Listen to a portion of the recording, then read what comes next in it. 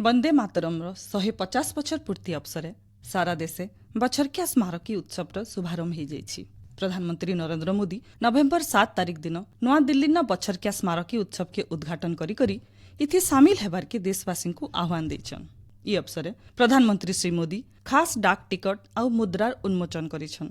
वंदे मातरम ना थी गोटे खास वेबसाइट वंदे मातरम 150.in भी प्रधानमंत्री शुभारंभ करिछन। ई वेबसाइट जरिए देशर नागरिक माने वंदे मातरम गीत गायकरी अपलोड करि पारबे आउ प्रमाण पत्र हासिल करि पारबे। ई अवसर प्रधानमंत्री कहिछन वंदे मातरम खाली गोटे गीत नुहेसी, एटा भारतर आत्मार अभिव्यक्ति आए। वंदे मातरम सामूहिक गान फी सुर थी राष्ट्रभक्ति एकता आउ समर्पण अद्भुत गुंजरण सुनबार के मिलसी। आजिर दिन भारतीय इतिहास थी बहुत मान्यता रखुछि। वंदे मातरम गीतर सामूहिक गान नागरिक मानकर भितरे तहक भरबार सहित अभिनव शक्ति आनी दउछि।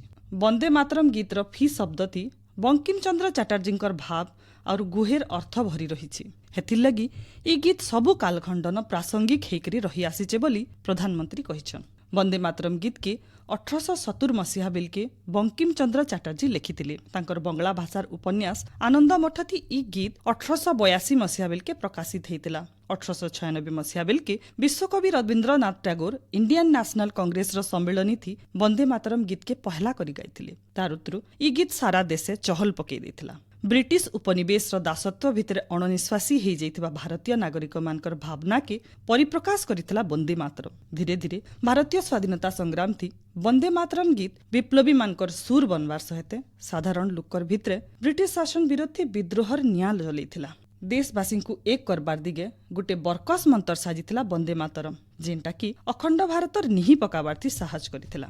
भारत स्वाधीन हेबार उतरु 1950 मसीहा जनवरी 24 तारिख दिन कॉन्स्टिट्यूएंट असेंबली ऑफ इंडिया थी वंदे मातरम के भारतर राष्ट्र गीतर मान्यता दिया जाइथिला। सेतेबेला राष्ट्रपति डॉक्टर राजेंद्र प्रसाद वंदे मातरम के आमर जातीय संगीत जनगण मन बागिर ऊंचा दर्जा मिलबार दरकार बोली परामर्श देथिले। कॉन्स्टिट्यूएंट असेंबली न किछि मतभेद लागि वंदे मातरम के जातीय संगीतर मान्यता नाई मिली पारी, मात्र को जातीय गीतर मान्यता दिया जाइथिला। अखंड भारतर सपन देखिथिबा बंकिम चंद्र ई गीत थी देश मातृकार वंदना करिछन। भारत के इथि माता भावे वर्णना करिछन। पराधीन भारत थी देशवासी ई गीत गायकरी देशात्मबोधक भाव जागृत करि पारिथिले। वंदे मातरम लोकप्रियता एतकी रहिছে जे इताके जातीय संगीत संगे समान भावे देखा जायसी। पहला ई गीत के संस्कृत और बंगला भाषा के मिसई करी लिखा जाइथिला। इहादे ई ऐतिहासिक गीत ओडिया, तमिल, तेलुगु, कन्नड़, मलयालम, अहमिया, हिंदी, मराठी, पंजाबी, उर्दू और अलगा भाषा थी अनुवाद करा जाइछि।